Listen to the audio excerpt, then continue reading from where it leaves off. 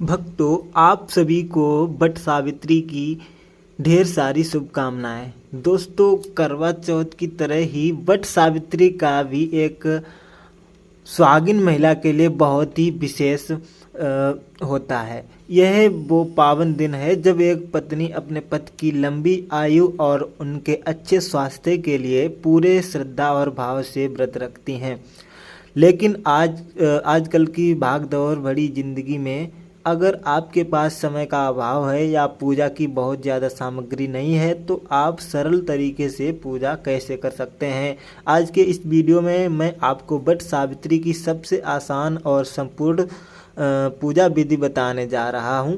Video के बीच में मैं आपको पारण की सही विधि और परिक्रमा का वो जरूरी नियम भी बताऊंगा जो अक्सर लोग भूल जाते हैं।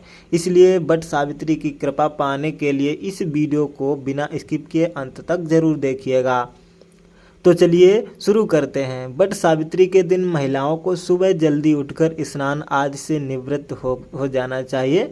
इस दिन कोशिश करें कि लाल, पीले, हरे या गुलाबी रंग के वस्त्र ही धारण करें। काले या सफ़ेद रंग से ज़रूर बचें।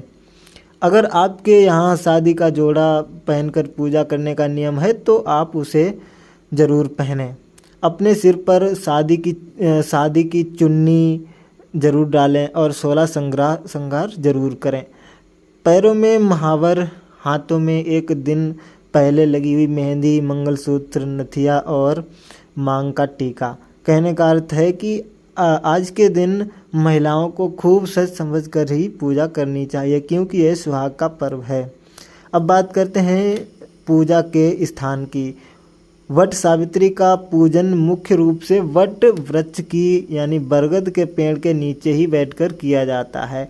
अगर आपके घर के आसपास वट वृक्ष है तो आप वहां जाकर पूजन कर सकते हैं। लेकिन अगर आसपास कोई पेड़ नहीं है तो निराश होने की कोई ज़रूरत नहीं है। आप एक दिन पहले ही वट वृक्ष की एक छोटी सी डाली तोड़कर घर ले आएं और घर पर ही गमले में लगाकर उसका पूजन कर लें। एक बात का और ध्यान रखें, वट सावित्री की पूजा के लिए कम से कम 12 वर्ष पुराने बरगद के पेड़ का पूजन सबसे शुभ माना जाता है। आप जहाँ भी पूजा करने वाले हैं सबसे पहले उस जगह को अच्छी तरह से साफ कर लें। इसके बाद वृक्ष को चारों तरफ से जल से छींटें।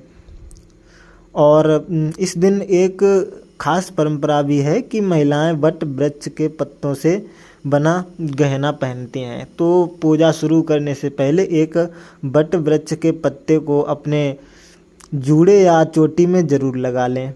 आइए अब पूजा की शुरुआत करते हैं। सबसे पहले वट वृक्ष की जड़ के पास एपन यानी चावल के आटे का घोल लगाया जाता है। आप इस एपन से माता सावित्री और सत्यवान जी की प्रतिमा बना सकते हैं। अगर आपको प्रतिमा बनानी नहीं आती है तो कोई बात नहीं, आप बस अपने हाथों से 5 या 7 थापे मार सकते हैं, अपने हाथों के निशान लगा सकते हैं। इसके बाद एक बरगद के पत्ते पर गौरी और गणेश जी का विराजमान करें। आप मिट्टी से, गोबर से या फिर सुपारी या कलावा लपेट कर भी कर सकते हैं। गौरी गणेश बना सकते हैं। सबसे पहले गणेश जी को रोली, हल्दी और अक्षत अर्पित करें। फिर गौरी माता को सिंदूर चढ़ाएं। गौरी माता को आप अपनी सिंदूर दानी से सिंदूर चढ़ा सकते हैं और बाद में उसी सिंदूर को वापस अपनी सिंदूर दानी में रख सकते हैं। अब गौरी गणेश को वस्त्र के रूप में कलावा चढ़ाएं और फूल अर्पित करें। पूजा का साक्षी बनने के लिए एक शुद्ध देसी घी का दीपक प्रज्वलित करें। इसके बाद जहां भी आपने चावल के थापे लगाए हैं उन सभी जगहों पर सिंदूर से टीका करें। फिर माता को सुहाग की सामग्री अर्पित करें। आप अपनी श्रद्धा के अनुसार 5, 7, 11 या 16 श्रृंगार की सामग्री चढ़ा सकते हैं। वट सावित्री में बांस के पंखे या डलिया का बहुत विशेष महत्व होता है। बांस का पंखा मिले तो बहुत अच्छा है, वरना आप खजूर का पंखा भी इस्तेमाल कर सकते हैं। पंखे पर भी एपल के थापे लगाएं यानी कि चावल के थापे लगा सकते हैं। अब बारी आती है भोग की।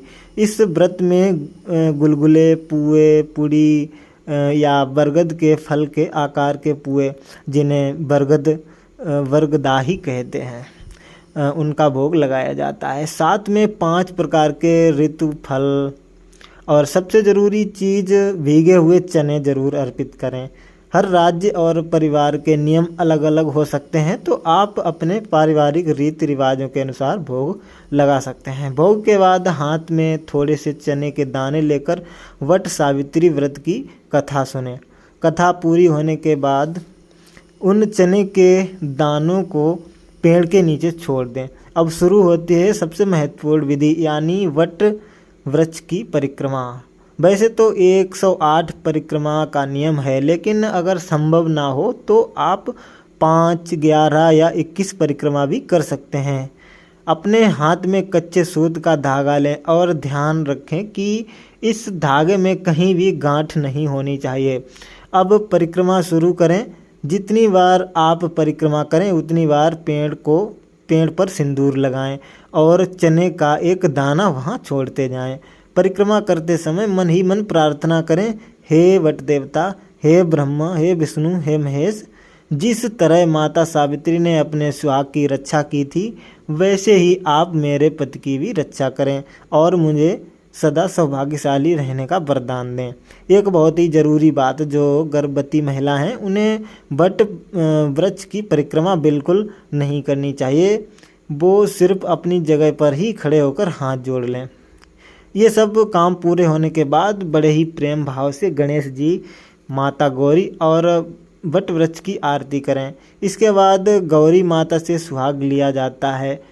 अपनी सिंदूरदानी से 5 बार गौरी माता को सिंदूर लगाएं और फिर उसी सिंदूर को माता के पास लेकर 5 बार अपनी मांग में भरें। ये सुहाग लेने की सबसे पावन विधि है। माता से प्रार्थना करें कि आपका सुहाग अमर रहे। इसके बाद वट वृक्ष से गले मिलें, जिसे वट मिलन कहा जाता है।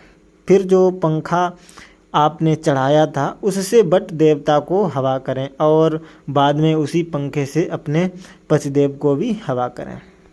अंत में दोनों हाथ जोड़कर वट देवता से प्रार्थना करें कि हे वट देवता, पूजा में जाने में जो भी भूल चूक हो गई हो उसे क्षमा करें और हमारी पूजा को स्वीकार करें। पूजा संपन्न होने के बाद जो सुहाग की सामग्री, फल और दक्षिणा आपने चढ़ाई है उसे किसी सुहागन पंडिताइन को या अपनी सासू माँ को दान कर दें। उसमें से थोड़ा सा प्रसाद अपने लिए ज़रूर बचा लें। पारण के समय वट वृक्ष की कोपल लाल रंग की नई पत्ती, इसे कोपल कहते हैं, और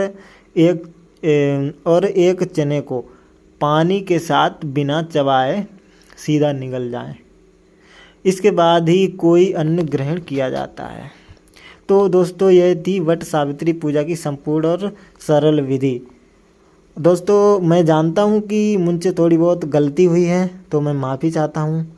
और इसके अलावा आपका कोई सवाल है तो आप कमेंट ज़रूर कर सकते हैं, मैं आपको रिप्लाई में बता दूँगा। आप सभी को वट सावित्री की ढेरों सारी शुभकामनाएं।